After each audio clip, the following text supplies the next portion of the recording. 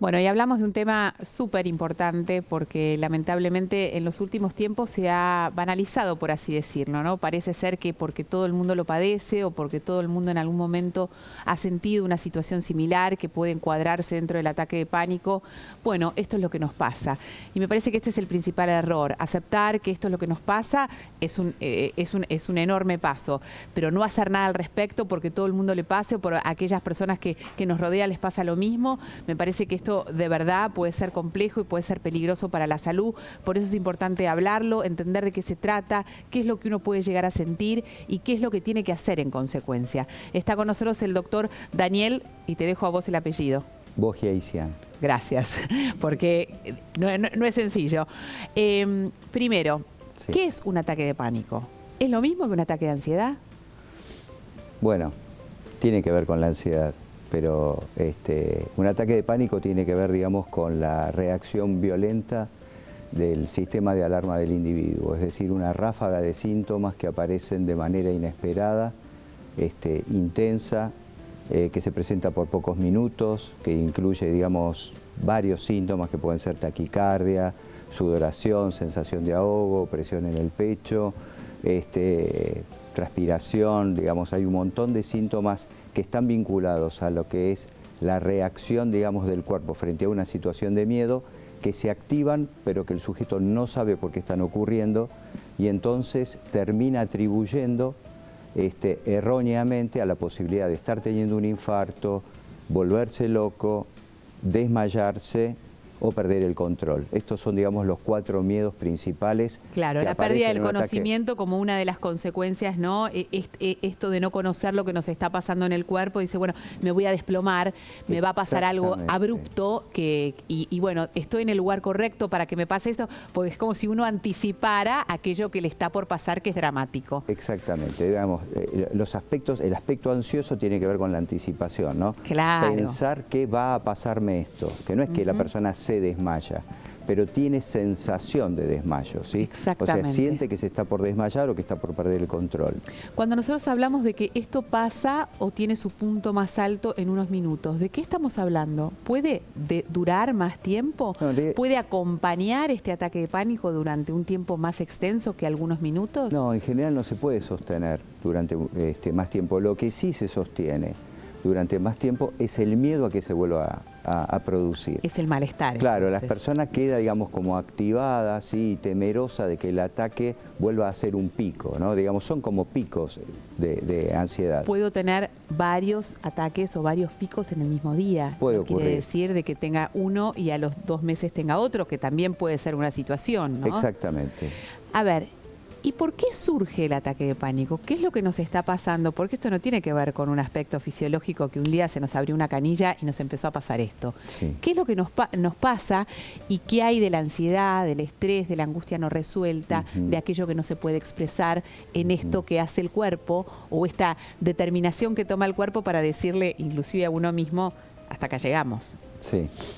Sí, bueno, en principio está bueno decir, hasta acá llegamos, en un sentido los ataques de pánico suelen marcar para las personas un antes y un después, ¿sí? Es decir, cuando aparece, digamos, ataques de pánico y se instala el trastorno de pánico, que es la preocupación por la posibilidad de que vuelvan a aparecer los ataques de pánico. Claro, que cambia. Eso ya es otra instancia, claro, ¿no? Exactamente, digamos, ahí es donde cambia la vida de la persona, claramente. Los motivos por los cuales aparecen, primero, no todas las personas van a ser, digamos, trastorno de pánico. Digamos, alguna persona puede tener un ataque de pánico y no constituir nunca un trastorno. Tiene que haber una vulnerabilidad que en principio ya, digamos, se sabe que hay vulnerabilidades genéticas, ¿sí? Hay familias de ansiosos y encontramos, digamos, en varias generaciones, digamos, personas que están vulnerables a la posibilidad de padecer trastorno de pánico. Y después, en general, en los meses previos a la aparición del primer ataque de pánico, la persona tiene la idea de que se sintió sobrepasada, es decir, ocurrió algo, digamos, que no pudo, digamos, procesar adecuadamente.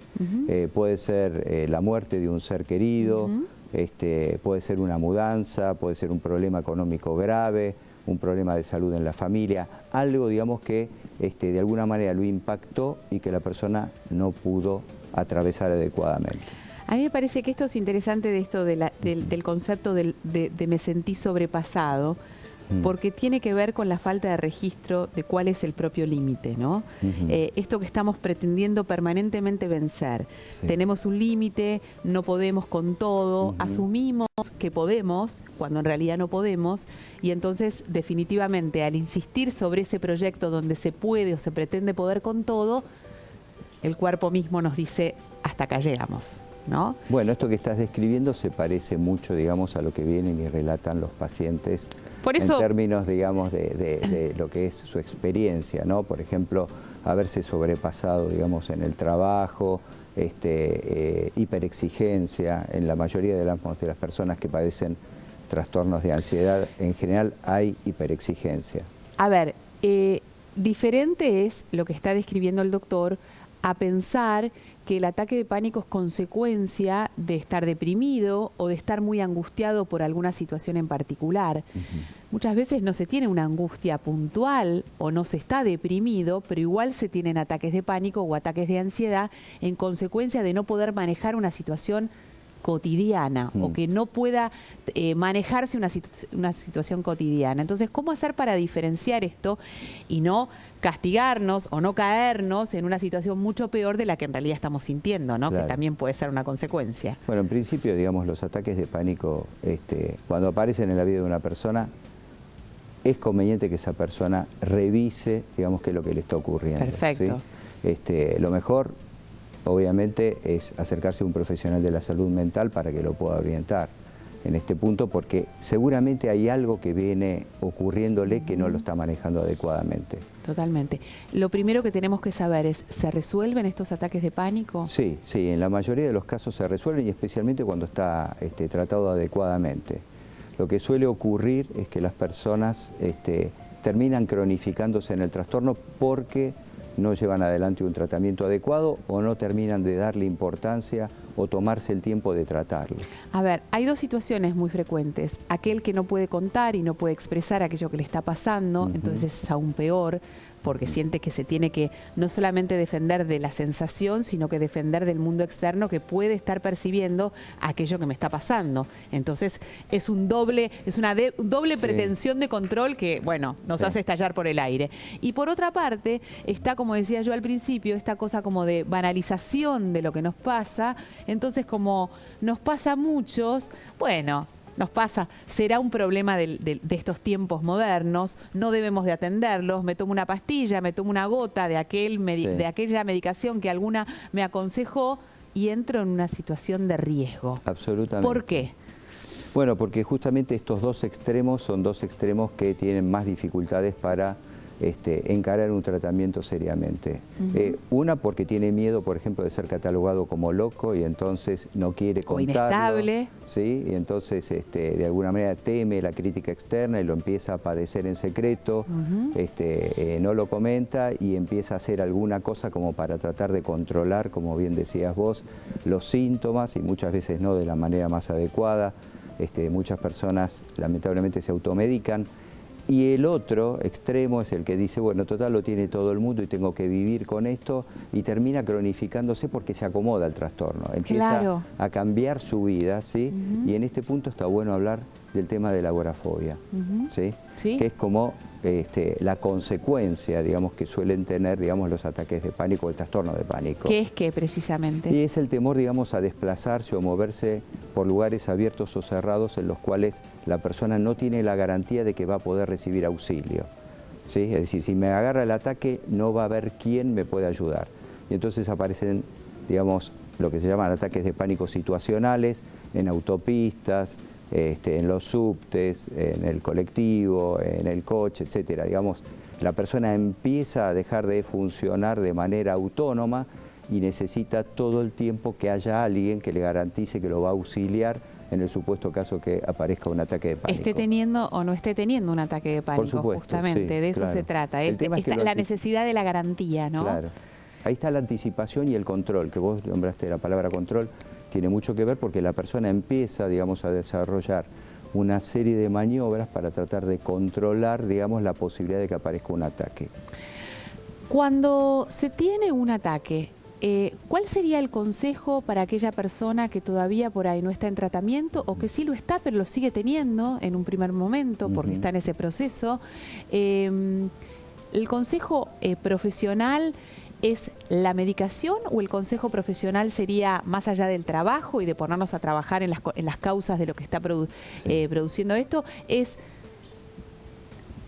me dejo y me atravieso por el ataque de pánico.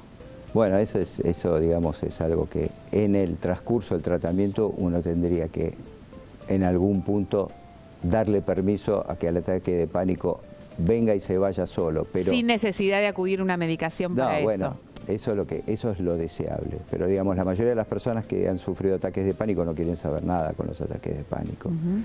Y especialmente si no han tenido entrenamiento, porque uno, digamos, en un tratamiento cognitivo-conductual, que es lo que solemos hacer nosotros y recomendamos para este tipo de patología desde el punto de vista psicoterapéutico, entrenamos a las personas para que puedan lidiar con los síntomas y no alterar su estilo de vida, es decir, poder llevar adelante su vida de manera plena y con todas sus necesidades tenidas en cuenta. Pero también están las preferencias del paciente. Hay pacientes que prefieren, digamos, tomar un psicofármaco y hay psicofármacos, digamos, que están indicados para específicamente los ataques de pánico. Hay antidepresivos que se llaman inhibidores de la recaptación de serotonina, que son aptos, digamos, para tratar el trastorno de pánico, y hay benzodiazepinas también. A ver, una persona que sufre de ataques de pánico y que transforma esto en un trastorno, ¿no? Sí. ¿Va a convivir con eso toda la vida o puede trabajar y puede erradicar esta sensación? Porque si no, pareciera ser que empezamos como a manejar o a encontrar herramientas para poder manejar esta situación. Entonces, es como un escenario diferente, ¿no? Y es importante también ser real en este sentido, porque aquel que busca una solución y pueden encontrarla, esto es aún más angustiante que pretender buscar un tratamiento que nos ayude justamente a mejorar las consecuencias que esto tiene. Te cuento una estadística que hicimos en la Asociación Ayuda, digamos, con un seguimiento. Después de 3 años, llamamos a 100 pacientes que habían sido tratados. Y digamos que la mayoría de ellos, 75%, reconocía claramente que no había vuelto a tener. No. Que sí. ¿Sos ansiosa? Sí, re. Bueno, yo lo asumo, cuento, desde chiquita. Te cuento. No es que no habían tenido. O sea, solamente el 25% no había vuelto a tener. ¿Sí? Si bien el 75% se había mejorado, 25% no había vuelto a tener y otro 50% había tenido algún ataque de pánico, ¿sí? Y de ese 50%, el 25% lo había considerado una recaída y otro no. Y si querés otro detalle más, que también es interesante, muchos de esos pacientes habían recibido tratamientos combinados, que es otra alternativa, y el 50% de los pacientes atribuían la mejoría al psicofármaco y el otro 50% lo había atribuido a los recursos psicoterapéuticos. O sea, en este tema, digamos, hay que tener, digamos, como apertura, no decir hay una sola fórmula. Lo que sí podemos decirle a la gente es que si tiene ataques de pánico, esto puede llegar a ser, digamos, para su vida un antes y un después, y realmente le va a quitar calidad de vida. Totalmente. Tienen que tratar de acudir, digamos, a un psicólogo que esté formado para trabajar con este tipo de problemáticas, o a un psiquiatra, y ellos, digamos, van a administrar tratamientos de manera responsable y tratando de que el trastorno no se cronifique. Totalmente. El hecho de que el doctor insiste, obviamente, desde el punto de vista médico, un tratamiento que incluya el diagnóstico, la progresión y la farmacología en caso de que sea necesario, porque si nosotros nos automedicamos, inclusive después ya no vas a terminar sabiendo si es una cosa o la otra, porque no hay un registro, no hay registro alguno de lo que estamos haciendo. Hay gente que tenemos que decir vive medicada diariamente sin tener ni un control de parte de un médico, de un profesional que le indique esto sí, esto no, trabajemos en función de algo, porque si no, realmente es una cosa como muy angustiante. Te doy un ejemplo, digamos, de los más frecuentes. Hay personas que no pueden dejar, digamos, no pueden salir de su casa sin dejar la medicación. Es decir, tienen que llevar una pastillita en el bolsillo, que toman a necesidad. digamos, esto, digamos, tomar a demanda es realmente una de las cosas que más cronifica al trastorno de pánico. Nos quedamos con eso. Gracias, doctor. Un placer. Hacemos la última pausa, ya estamos de vuelta.